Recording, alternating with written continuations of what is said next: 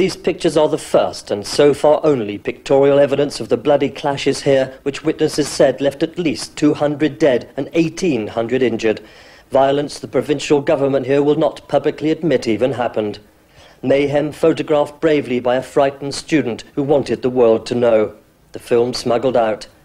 The student and others who were there said police and troops brutally clubbed, beat, even stabbed demonstrators in 2 days of running battles. Now in Chengdu, all is calm beneath the overpowering statue of Mao Zedong. Like dirt under a carpet, the authorities have swept evidence of the students' fury behind the statue, where apparently they hope it will not be noticed. Burnt-out government cars and minibuses, military motorcycles, a fire truck, a dozen or more trolley buses, rusting reminders of a call for freedom. And Mao's municipal gardens a mess, trampled into a ploughfield by the feet of fleeing protesters. New potted palms now being planted.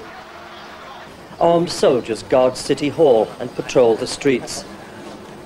Surprisingly, as ostensible tourists, we got to meet briefly the 11th ranking high official here, the General Secretary to the Mayor. Too busy to talk about the troubles, though. Just down the road, a burnt-out dance hall. The sign outside blamed lawless elements for the damage. And across the street, real devastation. A whole block gutted. A police station, the Sunshine Glasses Factory, the Jade Palm Restaurant, and the big People's Department store. Staff picking over the debris, no opinions offered. Unlike in Tianamen Square, this demonstration turned into a riot. But just like Beijing, the authorities reacted with brute force.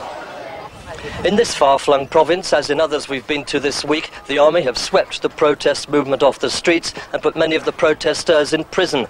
There's no doubt they've broken the backbone of this movement, but the desire for democracy, we're assured, lingers on. At the universities, most students are boycotting lectures. Many, fearing arrest, have fled. Those remaining will not express their views. Well, a few minutes after those pictures were taken, we were arrested and driven into the city to the headquarters of the Bureau for Internal Security. We were questioned for 5 hours, but then released. They have, though, kept our passports pending what they call further investigation. Well, we had a spot of bother at the university yesterday, just after those scenes that you saw. We were apprehended and taken to a room and questioned for half an hour or so, then taken off to the Bureau of Internal Security, where we were interrogated for something like 4 or 5 hours.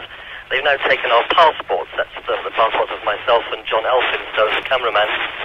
They had them for something like 28 hours now, and they won't give them back. They say we have to stay in our hotel to await our punishment, after which we will be given our passports, and they say it's best we would then leave China.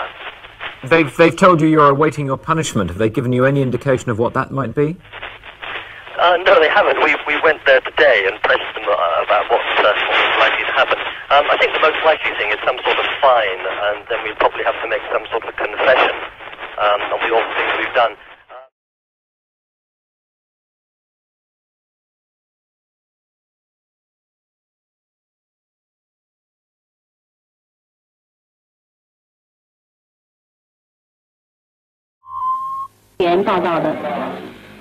被北京市公安局通缉的北京高自联骨干分子、北京电影学院夜大剧作班学生马少芳，6月14号在广州投案自首。据马少芳本人交代，6月5日他逃离北京，繁荣和稳定出发，认真执行联合声明的规定，遵守中英双方关于联合联络小组工作的协议。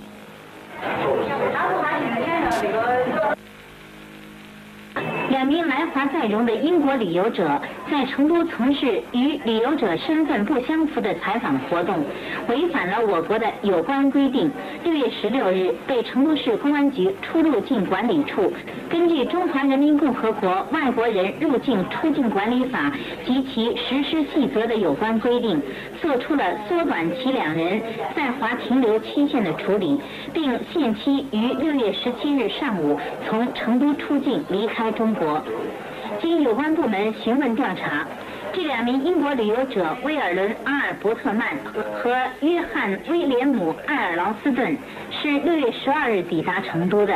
6月13日，这2名英国人雇用成都和平国际旅行社试用人员何昌宇做导游，先到被打砸抢烧了的成都月季皇后酒家进行采访活动，随后又到成都市人民政府要求政府官员接见和介绍情况，遭到拒绝后，又到被打砸抢烧后的成都人民商场废区进行采访活动。中午12点过，又乘出租汽车到四川大学进行录音录像的采访活动。正在川大第6学生宿舍进行采访活动时，被川大工作人员发现后，立即制止了他们的采访活动。另外，何昌宇冒充成都市人民政府外事办公室工作人员、对外友协和国际旅行社工作人员，引导2名英国旅游者从事与其身份不相符合的活动，违反了我国刑法第166条，目前已被公安机关拘留审查。这是四川台记者报道的。昨天下午，国务院发言人袁木接受了美国全国广播公司记者布罗考的采访，回答了他提出的问题。Mr. Yuan, thank you very much for being with us.